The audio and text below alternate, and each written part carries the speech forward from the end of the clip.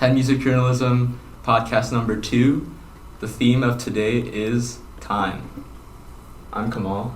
I'm Abhinav, so I'll be introducing the first question. Basically, this is just a general question, so we're just going to go around and ask everyone, what are you listening to recently? So I'll start off with myself. So what have I been listening to recently? I've been returning to Days Before Rodeo by Travis Scott. I've been listening to, like Charlie XCX. I've been like listening to like random pop stuff. If I go to my Apple Music, I started listening to At Long Last ASAP by A$AP Rocky. I got into like Vaporwave, so I just downloaded the Vaporwave Essentials, and I'm listening to Summer Vacations by Based Frequency, which is also like Vaporwave. And I've also been returning to a lot 2015 rap stuff, which was like, good music, like the Kanye label, like Drake, Future, Big Sean, Nicki Minaj, Jay-Z, so just like them, and Kanye too. So, Hamid, you can go next. I've been listening to like some R&B type stuff, so there's this band called the Monophonics. I've listened to their albums, The Weeknd. He's a pretty big R&B artist. I've been bumping some of his stuff lately, and it's just I go on the R&B tab. I just see what's there. I listen to it. If I like it, I add to the playlist. Okay. I've been listening to a lot of like older metal and rock recently. Right now I'm really into Korn, and that's it. I've been listening to a lot of indie recently, and I've mainly been listening to Mac DeMarco, Honey Water, and Claro. Recently I've been listening to a lot of Frank Zappa, mostly. So it's like Hot Rats and Overnight Sensation. For the last few days, I've been listening to 2 albums. Listening to Takes a Nation of Million Souls Back by Public Enemy, and The Illmatic by Nas. Okay, all I listen to right now is this band called the Mars Volta. They have a lot of good concept albums, and it's like alternative rock. And then when I'm not listening to that, I'm listening to the Frozen 2 soundtrack. I've always listened to like grunge from the 90s and rock, all that, Motley Crue. Alright, and so me personally, my music taste has been really strange for the past week. So it's really all over the place. I've been listening to, so on the one hand, I'm listening to a lot of rap. So that would be like underground trap artists, like Lucky and Sick Boy Rari, which you guys probably don't know. But on the other hand, I'm also listening to like more indie and like poppy people. Weyes Blood, Lana's new album, NFR, which is really good in my opinion. What else have I been listening to? So yeah, it's really all over the place. It's a mix of rap and pop right now, so yeah. Alright, so next question, and this is going to be the theme for like our discussion today, and that's what albums have aged well. So if I were to pick one album that aged incredibly well, it'd probably be Yeezus, and I mean that is kind of stereotypical for me because it is my favorite album of all time, but if you really look at it, at the beginning, no one liked Yeezus. It was like everyone hated it. It was so weird. The intro track is literally just like static, and so that immediately put everyone off. The first time I listened to it, I was like, how can Kanye do something like this? Like, why is this so bad? And like out of necessity, I had to re-listen to it just so that I didn't have a bad Kanye album in mind. And after I kept listening to it, it became like better and better and better. And now if you go on like r/Kanye on like Reddit, like everyone praises Yeezus. Like everyone is like suddenly a Yeezus stan. So honestly, I think that's like, and also with like the introduction of like grunge and all that stuff into like more like poppy music, like the integration of more like sad boy music too, where it's like kind of like the edgy type of music. It's kind of being normalized with the time. So I think it's aging like really well. That's a good answer. I like that. But I guess for me, like albums that have aged really well, I'd probably say like Good Kid, Mad City. A lot of Kendrick Lamar stuff where he talks about just like a lot of social problems that are still very pervasive today. I feel like it's become more relevant than it was back when he made it, and I feel like the messages. So why do you think his material is timeless? Do you think? Well, because I mean, he speaks on problems that they're very pervasive in our society, so it's going to be hard to get rid of it. And until we get rid of some of those problems, his music's always going to ring true to a surprising amount of people. All right.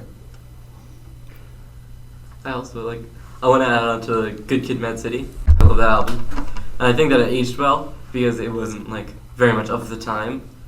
There's a couple tracks, but most of the songs on there were pretty different.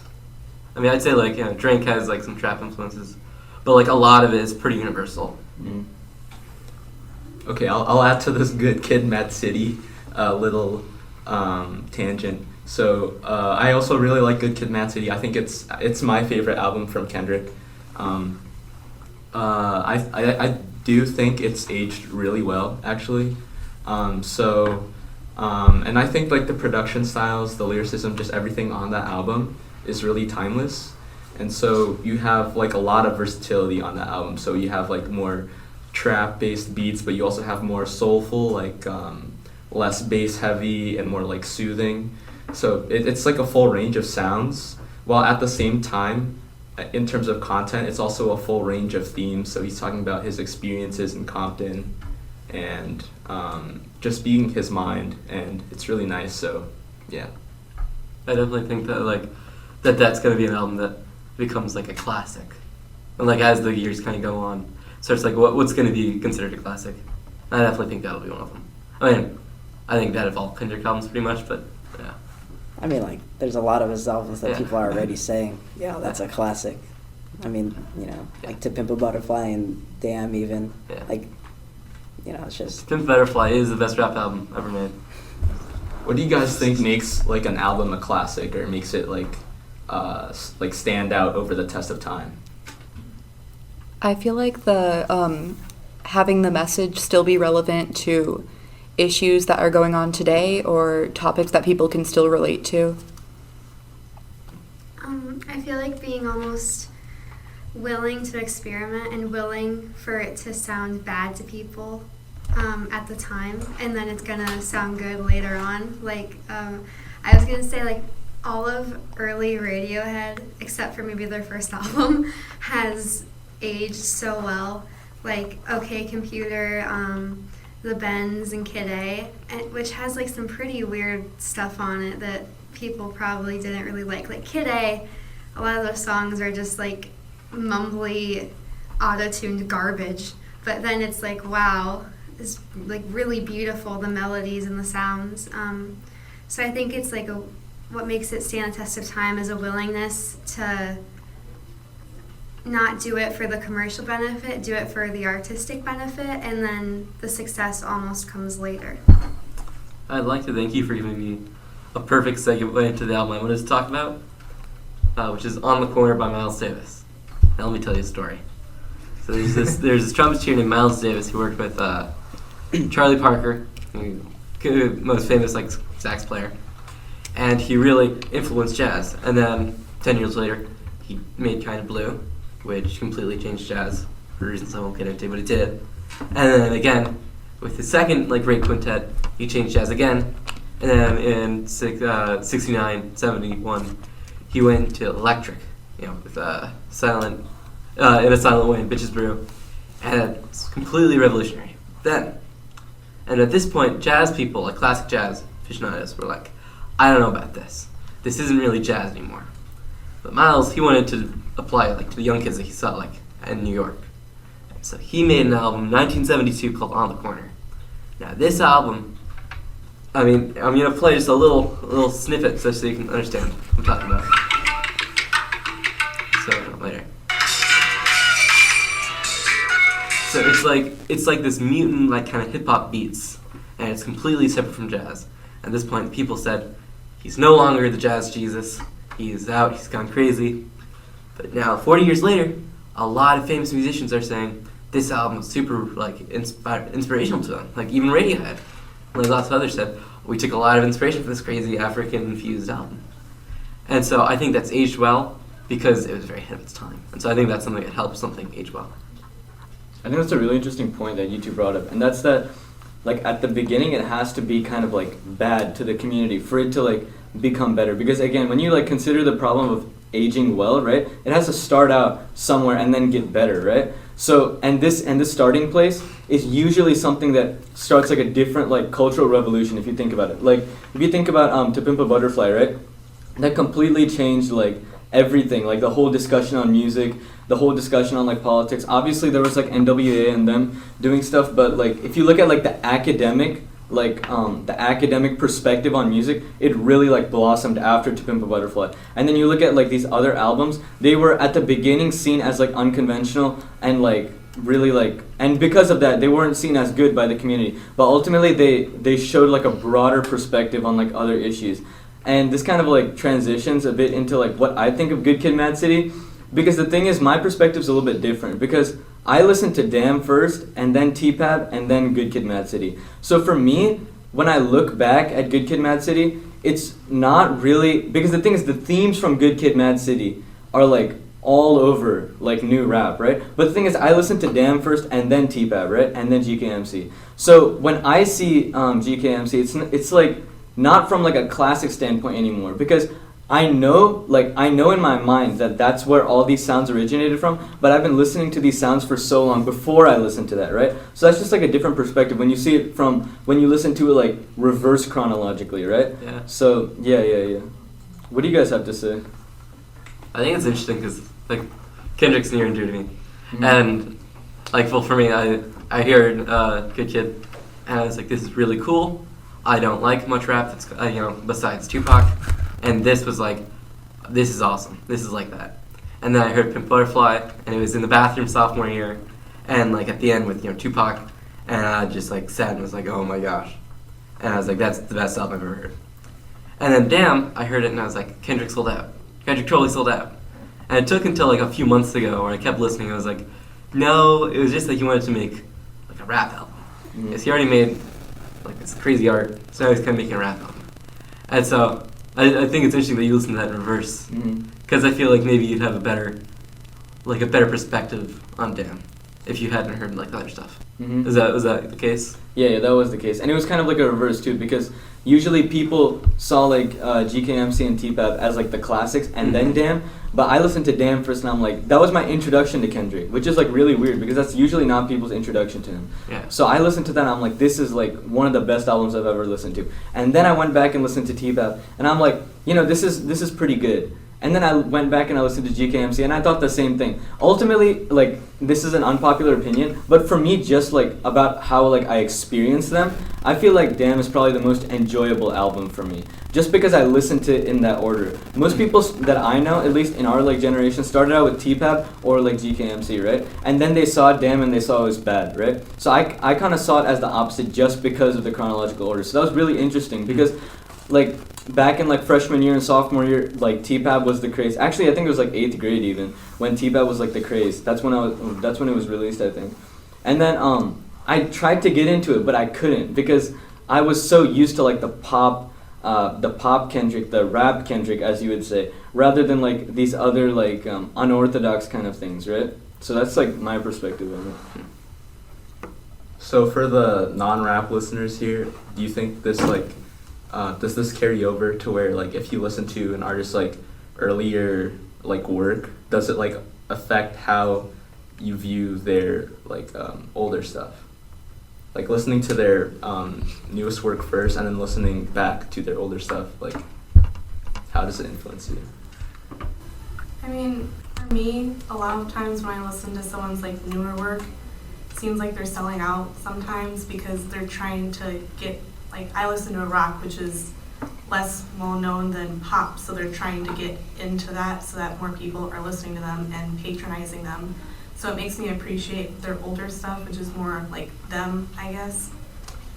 So do you think when like artists try to chase trends, like for example, like a rock band trying too hard to sound really poppy, do you think that sort of ruins the timeless, Yeah, like the quality of it? a little bit. I mean, it's more annoying than anything, to be Okay. honest. I think sort of depends on the artist. I feel like some artists, they either grow or they sort of peaked the first time. Like this is a really weird example, but like Ariana Grande, like I listened to her new stuff, like God is a Woman, songs like that came out, and I was like, this is some really good pop music. And then her older stuff I don't like as much, and it's like because I guess she started to get more like involved in writing and production. So I feel like I have a better opinion of her because of that. I don't know, I guess it's something like that where like it depends on if they're progressing or they're just regressing. I don't know. Would you guys still listen to an artist whose earlier material's really good, but they have regressed, as you said? So for example, like if you think they've sold out, would that like alter how you listen to their older stuff? Like would you still like them as much? I think so. I think because I'm the sort of person where I will just download one album from somebody and be like, I like this album. That doesn't mean I'm a fan of the artist. I just like the album. Okay. Do you guys think that like something being overplayed has like an effect on how it ages? Yes.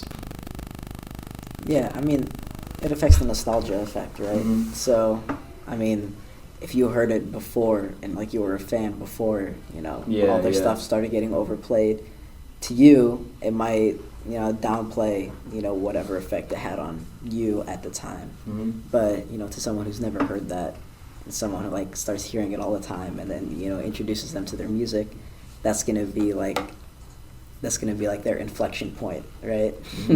Where, you know, in calculus I'd be going from concave down to concave up. This is like them going from not listening to that artist like to listening to them, and it's like a pivotal moment, I guess, in their music maturity or something, if you want to call it like that.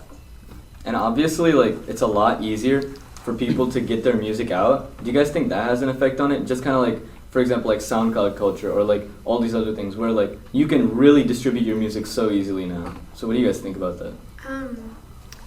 I think that does have a bit of an effect on the quality of the music being made, because not saying that like all SoundCloud rappers or anything are bad. I just think that when it's so easy these days to like achieve that fame, you kind of, once you get that fan base, I feel like it's easy to be like, this isn't my best song, but I'm going to get it out there because they're going to like it anyway and they love everything I do. So I think the culture of social media and like instant fans has an effect on people's willingness to like do their best in their art. I've never thought about it that way. That's really interesting. What do you guys think are some albums that were like spoiled, that were like detriments due to the same things that made other albums classic? Well, when you say overplayed, what comes to my mind is Stairway to Heaven. Mm-hmm. Because I think it's like probably like the greatest song ever written, but at the same time, like whenever I hear it, I kind of skip it because I've heard it 1,000 times. Mm-hmm. And maybe I'm sensitive to this because I'll like not listen to my favorite album, so that when I do, it's good. Yeah. But like Stairway to Heaven, I've heard so many times that it becomes less of like the amazing centerpiece of this album and more like it's that song that people know. This might just be for me, but I feel like humans were a little bit selfish, and we kind of like the idea of someone making a song just for us or making an album just for us that we really connect to and like feel. So I think it hurts us emotionally when this thing that was really personal to us suddenly becomes everyone's album or everyone's song. Like, I mean, I don't think it's good to just stop liking things because they become popular, but I do think it has like a real impact on how you hear it or how you listen to it sometimes. Like, when I was in middle school, I was like that kid who liked 21 Pilots because I was like, oh my gosh, like these lyrics, like I'm feeling that. And then they got just so popular, and then it's like, oh, we're all feeling this, and that feeling just sort of became everyone's feeling, and I lost that love for it. Yeah, I think we've all seen somebody at school with like with a band shirt that we love. Been like, you don't really like them, you know. Yeah. Yes. Like, I know that happened today to me, you know. Oh, with what band? I was the one who was wearing a Led Zeppelin shirt, and I was like, Me too. yeah. I was like, that shirt's pretty, and so, like, I don't think so. Yeah. I feel like people like the idea of being one of the first people to discover a new upcoming artist that still has a relatively small fan base and has the potential to grow. And once they start becoming more popular and sometimes switching over to more mainstream music, then it can sometimes be disappointing. It's 4:29. We gotta wrap it up real quick. Yeah. Okay, so basically, this is our second meeting for music journalism. Thanks for joining in. Our Instagram is at PHS Music Journalism. Our Twitter is at PHS Music Journal. To join the Remind, text at musicjou to 81010. And yeah, we'll see you next time. Dwell on this topic and Think about it. think about it. Put it in the comments. Yeah. Peace. See ya. Papa bless. That's facts.